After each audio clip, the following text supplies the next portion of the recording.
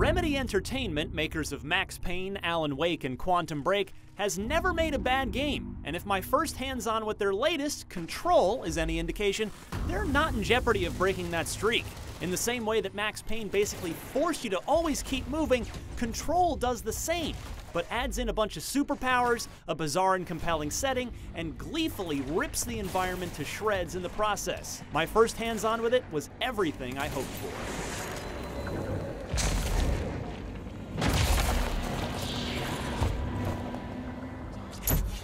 As Jesse Faden, the newly appointed head of the mysterious Federal Bureau of Control, you're handed a unique service weapon that can transform and upgrade in different player-controlled ways and asked to keep the strange forces threatening our world at bay.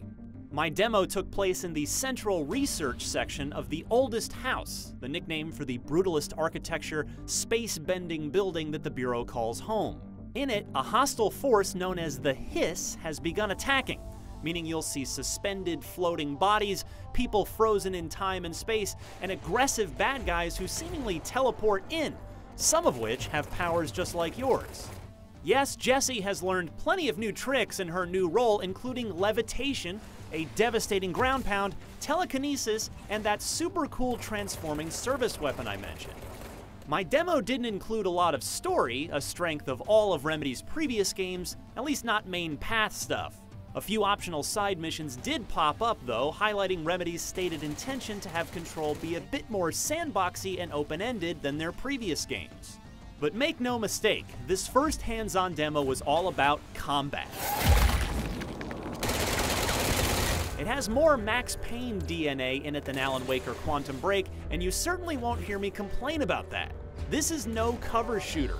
I died when I tried to hang back and wait for things to calm down. Your health won't recharge here. Instead, killing enemies and soaking up the white bits of life force they drop is how you stay alive and keep moving. Levitation is critical for both combat and traversal. You can hover in the air or hold the button down to hover higher.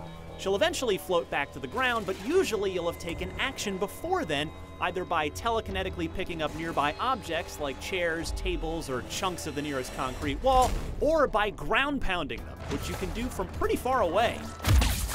It's awesome to see parts of walkways explode in a puff of concrete confetti if you either power slam into the right spot, or that walkway happens to be in the path of where you're ultimately zooming towards.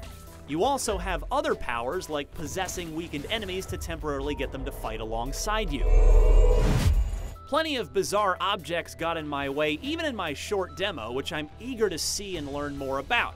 The astral spike escaped the astral plane and Bureau confinement, and will relentlessly hunt you. The astral plane itself promises to be home to the occasional boss fight. The mirror maze puzzled me at the end of my demo. I'm really eager to see it again and figure out how to get through it. A nondescript clear orb also warped in and buffed the health of my foes, making it an obvious first target in battle. Framerate slowdown bogged my PS4 Pro demo, but as Control won't be released until August 27th, Remedy earns the benefit of the doubt for now. Ultimately, if Control's main storyline can deliver, a solid bet by the way given Remedy's track record, on top of the optional side missions and world-building content the developer is promising, then Control could end up being one of the most memorable action games of the year. For more on Control, check out the reveal trailer from last year's E3, and for everything in the world of gaming and entertainment, stick with IGN.